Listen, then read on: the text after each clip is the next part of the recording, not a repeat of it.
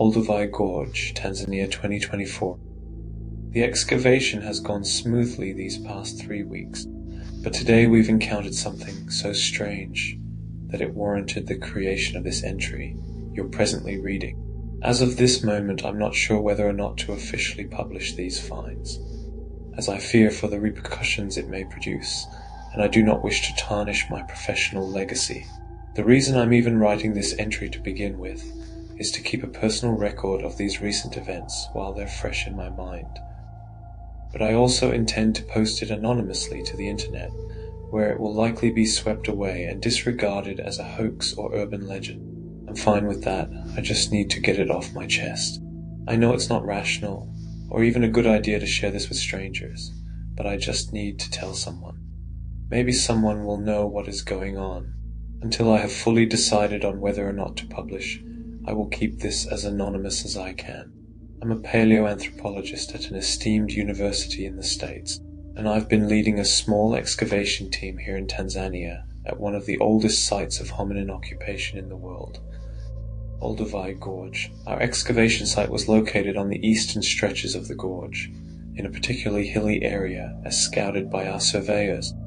They chose this spot due to the presence of a series of small and seemingly undiscovered rock shelters hidden away behind thick shrubbery and debris. It is nothing short of a miracle that they were able to be located by our team. Over these past weeks, we have found here an abundance of lithic assemblages, most of them consisting of Oldowan scrapers and cores. But we also found a pair of Acheulean hand axes and a few bifacial points. Deep in one of the rock shelters, we even unearthed the partial remains of what is most likely an Australopithecine upper skull, though further osteological analysis is pending. All seemed to be going well until today, when my lunch break was interrupted by one of my students. I will refer to him as Edward. He came rushing over from the easternmost rock shelter, nearly stumbling over all the pebbles and sticks in his way as he hurried down the hill toward the tents, calling my name. I rose from my seat to greet him, fearing that some sort of accident had happened. "What is it?" I anxiously inquired. I had never seen him this upset. "You gotta come check this out. Right now," he replied enigmatically and ushered me to follow him. I went with him up the hill and into the mouth of the rock shelter. Immediately I noticed what all the fuss was about. Deep in the innermost end of the rock shelter, past all the excavation tools and equipment, where there had previously been a solid rock wall, there was now a small opening. I saw this small hole next to this big rock, and I just kept digging and digging, and I moved some more rocks, and "Oh, okay, you should have notified me sooner," I said, cutting him off as I ventured deeper into the shelter, toward the gaping hole. I feared that in his eagerness, he may have disturbed an important context. But the thing is, I looked inside it, with my light and whatnot, and I saw these, things. You better take a look.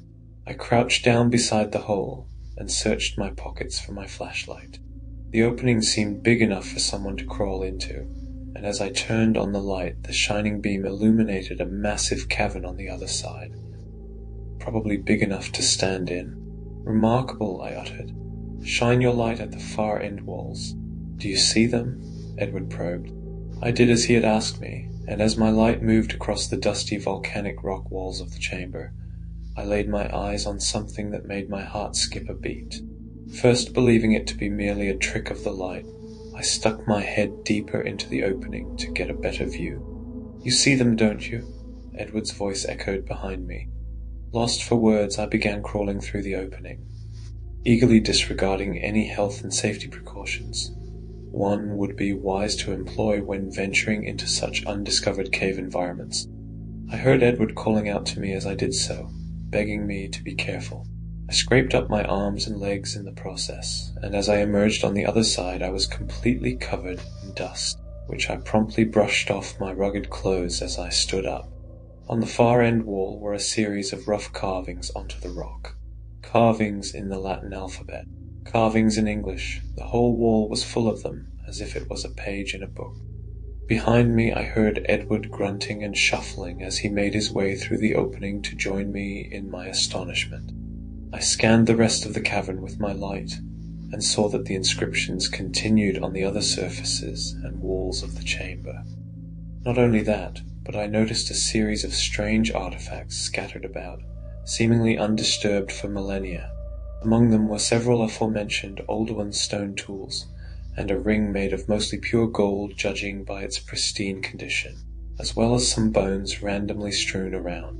My immediate thoughts were that the cave must have been used in modern times, perhaps recently. I hadn't yet actually read the content of what was scribbled on the walls, but even still, something about that explanation immediately felt off. The strata next to where the opening had been was undisturbed and had naturally accumulated for millions of years. I should know because I monitored it closely yesterday when we started digging in that part of the rock shelter. I realize some of you reading this might not be familiar with stratigraphy, and thus not fully understand why this would be an issue when regarding the date of the inscriptions. But those well acquainted with the law of superposition should know exactly why this shouldn't be possible. If you don't, I urge you to Google it. But to make a long story short, however, the law of superposition states that geological layers accumulate over time, and that under normal circumstances, the layers that are the oldest are those found further down. Now, assuming the entrance we came in is the only entrance into the cave, and taking into consideration the opening was buried under a dozen stratigraphical layers, it means that it was last sealed around 1 million years ago at the earliest. Everything about this was strikingly anachronistic, but I saw no other explanation. There seemed to be no other way to enter the cave, and there was no sign of a previous collapse. "What is this, Edward?" I asked him, who was now full of dirt and standing beside me. "Are you pulling my leg here? Is this some kind of elaborate joke?" "No, sir, I promise." "It shouldn't be possible then," I said, pacing back and forth. "Yet evidently it is," he somewhat snarkily replied. I ignored him. My pacing took me around a slight bend in the cave, and I noticed a heap of what looked like different chunks of various metals. Some seemed to be nearly reduced to dust as a result of deterioration over time, while others looked pretty much to be in pristine condition, although not as shiny as they once probably were. There were also snake-like lines in the sandy floor of the cave, with traces of heavily oxidized copper encompassed within them. Had these once been wires? If they were ever covered in plastic, as most wires today are, it must have broken down millennia ago, leaving no trace. Quite remarkable. "Doc, you should see what's written on these walls." Edward's voice echoed around the bend. "Just a second," I replied, carefully observing the strange assemblage and analyzing it as best as I could. I had never seen anything like it in my life. Was this a machine? "Whoa, like you really need to come right now," Edward again urged me. I emerged from behind the bend to see what all the fuss was about, and when I did I noticed the dusty visage of Edward looking pale as a ghost. "What's the matter?" I asked, looking at where the beam of his flashlight was illuminating the inscribed wall. "Read what it says," Edward urged me, and so I did. In the following section of this entry, I will recount word for word what was inscribed on those walls. Where there is significant erosion or other obstruction of the text, I have filled in the gaps. From what I interpreted to be the beginning, the upper left corner, it read as follows. "Upon arrival, the machine broke down almost instantaneously. I am the only living Homo sapiens in the world, and there won't be another like me for at least 2 million years. There is an overwhelming hopelessness to it all. There is no hope for me, I have accepted it. These things, these devils, have left me no other choice than to seal myself into this tomb. I can hear them at night, digging and scratching. Thus read the first section of the text. Beneath it the next one read, My name is Bill Hartnell, and I was born on the 29th of September, 2029 in Exeter, England, and this is my full story. I'm stuck in here for the foreseeable future, so I might as well tell my tale in as much detail as I can. I've got nothing better to do to pass my remaining time. Apologies if I don't get to finish it. Writing on this wall is somewhat tedious, however, so I will be concise. Forgive me.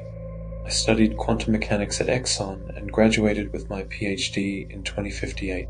The machine I built subsequently took me 10 years to complete and was operational by 2068, which is also the year I traveled here. I have now been here for a total of 2 weeks and fear this may be my last. If you find this message, Patricia, you were both right and wrong. Right in that it would end badly, but wrong in that it wouldn't at least work. The writing ceased as this wall had met with the ground, but it continued on another, larger register to its upper right. My goal was to travel through time and witness every significant human benchmark in chronological order, starting here with the earliest use of tools, and ending my tour with the 2029 Mars landing launch. But now it seems the beginning of the human story will be the end of mine. There is something else here, something that doesn't belong. One moment I was in my garage in Exeter ready to go, and in the next a blinding glare surrounded me. And as I opened my eyes, I found myself on the prehistoric African continent. I immediately felt the scorching heat of the sun burn into my skin, and in that moment I cursed myself for not bringing sun protection. Such an obvious oversight, I thought. My pale British skin would be the death of me. The first thing that stood out to me was how humid it was compared to the present. If my calculations are correct, I should be at the site of Olduvai Gorge, but here there is neither a gorge nor the arid shrubland it is known for. This place is ripe with vegetation and fauna. As I stepped out of the machine, I noticed it had broken, and I dragged it off into a nearby cave for protection until I could get it running again. I spent my first night inside that cave, sheltered from the elements and wildlife, and trying to repair my device. It was a futile effort, as I do not possess the parts necessary for such a repair. Another fatal oversight. My first 4 nights were relatively normal, or as normal as you would expect them to be 2 million years in the past. On my second day, I cautiously ventured outside the shelter, and it didn't take long for me to make contact with the locals. Presumably they are Homo habilis, but it is hard to tell. I am a physicist, not an anthropologist. Seeing them in the flesh is a surreal experience. To think I am the first human to lay eyes on another living human species in 40,000 years is extraordinary. I guess this writing also technically makes for the earliest writing in human history, which is also neat. The other humans first greeted me with a sort of reserved curiosity. They carried in their hands various stone tools and looked bizarre, though to them I probably looked equally strange. If they had the cognitive abilities to form thoughts about religion, I must have resembled a god to them. They let me observe them from a distance and never posed any problems. If anything, they wanted nothing to do with me. I find it ironic how these people live in dwellings constructed between trees and shrubbery out in the open, while it is myself who's living in a cave like some troglodyte. On the 5th night, things got strange. Just as the sun was setting, I was heading back to my cave when I heard my name called out, almost like a faint whisper, coming from the tree line a short distance away. That voice, raspy and out of breath, I had never heard anything like it before. I am positive it was not made by any of the local hominins. I briefly decided to investigate, but when I heard rapid approaching commotion in the bush, I took off. In my terror, I heard the loud snapping of twigs behind me. I ran all the way back to the cave and sealed the medium-sized opening with a makeshift door made out of wood and some rocks. I leaned in and listened intently after any noise, and heard the rustling of some bushes not too far away, accompanied by some kind of raspy vocalization. Nothing else happened that night. The following morning I saw outside my shelter concentric circles drawn in the sand, but no accompanying footprints. Later that day I was let into the village of the hominins. There I traded my phone for some stone tools. I had no use for it anymore. The humans seemed perplexed by it, but were equally enchanted by its reflective surfaces. They allowed me to take some fruits and berries, but would not me near the game meat, shouting whenever I did so. Despite that, I still can't believe the hospitality they showed me. As the sun was setting, I left the forested shelter of my ancestors and began walking back to the cave. The volume of trees gradually subsided, and I found myself in an open and lush savanna-like environment, but with thick shrubs on either side of the path. Then suddenly something struck the ground in front of me, nearly hitting me. It was my phone. Confused, I thought the humans had grown tired of it and followed me back in anger. But then something intriguing happened. Another phone struck the ground right next to the first one, clearly of the same make, and clearly identical to the one I had traded hours earlier. But that was impossible, as I had only brought one. Then another flew out from a nearby bush, hitting me in the arm. I looked around, scanning the bushes, but I saw nothing. I slowly backed up, and when I did so, the bushes rustled for a moment and then stopped. I took another step backward, and the rustling repeated and once again stopped. It was mimicking me. When I finally made that realization, I once more ran back to the cave at full sprint, quickly sealing the entrance behind me. As I turned on my headlamp, which I still had batteries for, I noticed something drawn on the sandy floor of the cave. It was another concentric circle, identical to the one outside this morning. I was too horrified to sleep, but eventually my tiredness gave in, and I drifted off. I spent the next day teaching myself how to hunt, though I had some food rations from modern times back in the cave. Eventually I would need to learn how to hunt if I were to survive out here, I figured. I had tried in the morning to hunt some lizards and birds with the stone weaponry I acquired the day prior, but with little success. I couldn't survive on berries and fruits alone, so I decided that the only way to get some protein around these parts would be to accompany a hunting party. I waited outside the village until the men left for their daily hunt, but as I approached them, they angrily detested my presence, denying my company. They waved their arms at me, ushering me to keep a distance. So for the rest of the day, I did exactly that. I lived in their shadow, observing but never interrupting their hunt. The following hours were spent watching the H. habilis hunt some local megafauna. Among them was an animal that is now extinct, therefore I do not know its name, but it resembled some kind of elephant.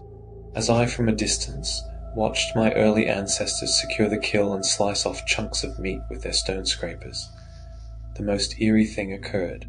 About 9 of the humans stood gathered around the elephantine creature when suddenly something pale sprinted out from the nearby tree line. It was bipedal and double the height of the other men. The thing was certainly humanoid in shape, but this was definitely no primitive hominid. Its marble white flesh glistened in the sun as it ran full force toward the dead animal. The hunters quickly noticed it and scattered, some even leaving behind their stone tools. The figure ran up to the elephant and began eating, tearing the animal's flesh off with its hands. It gorged itself on the meat and suddenly stopped.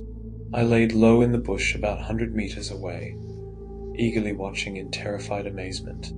It was hard to make out details at such a distance, but what I saw next I'm certain of. The thing slowly reared its head and looked directly at my direction. I'm not sure if it saw me or not, but I could feel its piercing gaze. The wall of text ended, and Edward and I had to round a slight corner in the room to get to the next section. It was also during this time that he spoke out for the first time. "Do you think this could be real?" he asked gently, almost concerned. "I mean, you saw the strata? There couldn't possibly have been anyone else here for millions of years." "I don't know, Eddie. Let's just keep reading and find out," I answered nonchalantly back, pretending like this didn't deeply unsettle me too. Truth is, I was beginning to get highly unnerved. My initial scientific awe had now shifted into an uncertain angst. The inscriptions continued. "I haven't seen sunlight since the 10th day." That's when I saw them clearly. I had spent that day harvesting fruits and berries alongside the local hominin population. They let me follow them back into their village, where we quite literally enjoyed the fruits of our labor. Again, this level of hospitality was wholly unexpected for such a primordial species of human. All was going well, but as it was beginning to get dark, I was frantically ushered out of their encampments. I thought this weird, but decided to shrug it off as a cultural thing, if they even had such a concept. Heading back to my cave, the sun was setting on the horizon, and just as I was nearing the mouth of the cave, a looming shadow stretched across the ground in front of me, blocking out the last rays of light from the evening sun. Someone or something was standing high above the rocky outcrop the cave was situated beneath, casting an oppressive shadow. I looked up and saw the dark silhouette of a person. With the bright backdrop of the sunset, it was hard to make out any features, but I could tell that whatever was standing there was not one of the local hominins. When it understood that I had seen it, it began climbing down, scurrying on all fours across the rocky surfaces. Frightened, I hurried inside the cave and quickly grabbed the makeshift door and pushed it into the opening to block it. The door was more like a plug, fashioned out of a large boulder and some wooden sticks and thatch. But before I had sealed the entrance completely, I looked out of the opening one last time, and that's when I laid my eyes clearly on them. There were 4 of them, walking slowly towards the opening from about 10 meters away, now fully upright. The sheer terror I felt at that moment is indescribable. They were all ghastly pale, their flesh smooth and spotless. They stood at probably 2 meters tall, and they had neither any body hair nor any reproductive organs or nipples. The word that comes to mind when describing them is embryonic. They were featureless in all aspects except the most harrowing. They all of them had my face. They looked like me, hairless sure, but still nearly identical. The foremost of them opened its mouth and stretched out its hand and said in perfect English, "You don't belong here." That was the last I saw of them before sealing the cave completely. I quickly reinforced the door plug with any rocks and boulders I could find in the cave, and so far it has been effective. I have now been here for God knows how long. I still have enough supplies to last me several days, and enough batteries to continually power my headlamp for at least another day or 2. But I hear them, they are outside. They haven't left me ever since that frightful evening. Sometimes they take breaks, but never long enough for me to deem it safe to leave this place. For all I know, it might be a trick to lure me out. It's only a matter of time before they break in. Their cries echo throughout the cavernous walls. This writing will be my only lasting legacy. Therefore, I hope I have provided sufficient detail to be of some use in some way or another. This is my punishment. These devils, I know what they are. They are my lack of hubris manifest. I foolishly thought the laws of time and space were mine to conquer, however. Fate would not allow it. Perhaps rightfully so. Oh, how terribly, terribly sorry I am. Patricia, I'm truly sorry. I should have listened. End of text. Or well, not quite. The inscriptions continued beyond this, but they were of a different character.